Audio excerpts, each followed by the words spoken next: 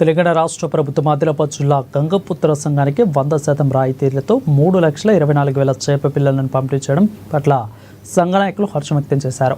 గురువారం పట్టణంలోని ఖానాపూర్ చెరువు వద్ద మత్స్య శాఖ ఫీల్డ్ ఆఫీసర్తో కలిసి టెంకాయ కొట్టి పూజలు చేసి 2,40,000 చేప పిల్లలను నీటిలో వదిలారు. ఇక మిగిలినవి మరో 2 చెరువుల్లో వదులుతున్నట్లు తెలిపారు. మొత్తం 3 రకాల చేప పిల్లలను ఉచితంగా అందించినందుకు ప్రభుత్వానికి గంగపుత్ర సంఘ నాయకులతో పాటు కులస్తులు ధన్యవాదాలు తెలిపారు.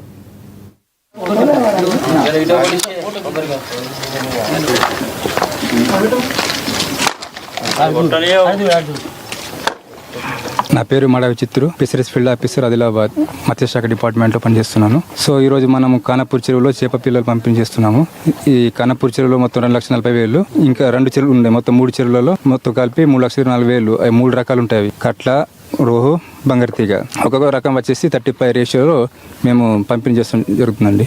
ఆదిలాబాద్ పట్టణంలోని ఖానాపూర్ చెరువులో గవర్నమెంట్ చేప పిల్లల సబ్సిడీ పిల్లలు ఇవ్వడం జరిగింది. ఈ యొక్క చేప పిల్లలు 100కు 100% సబ్సిడీ రూపంలో ఆదిలాబాద్ గంగపుత్ర సంఘం ఆధీనంలో ఉన్నటువంటి ఖానాపూర్ చెరువులో ఈ చేప పిల్లలు విడవడం జరిగింది. ఈ చేప పిల్లలు 3 రకాలు: రహు, కట్ల, బంగారు తీగ. రహు వచ్చేసి 1,13,400 రహు పిల్లలు. అదే విధంగా కట్ల వచ్చేసి 1,13,400. అదే విధంగా బంగారు తీగ వచ్చేసి 97,000 చిల్లర బంగారు తీగ.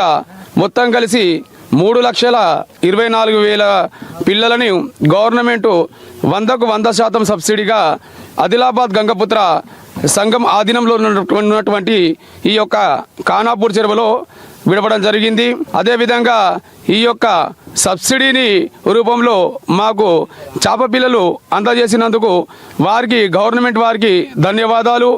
ఇదే పిల్ల ఒక 2 నెలల ముందు వచ్చినట్టయితే మేము ఈ యొక్క చేప పిల్లలు ఈ టైంలో సీజన్గా ఉంటుంది కాబట్టి పట్టుకునే అవకాశాలు ఉంటుండే. ఇప్పటికైనా గవర్నమెంట్ వారిని అధికారులని గవర్నమెంట్ని ఒకటే కోరేది, త్వరగా చేప పిల్లను జూన్, జూలైలో ఇచ్చినట్టయితే ఈ యొక్క చెరువులో గ్రౌత్ ఉంటుంది కాబట్టి చేప పిల్లలు ఎక్కువగా గ్రౌత్ వచ్చే అవకాశం ఉన్నది.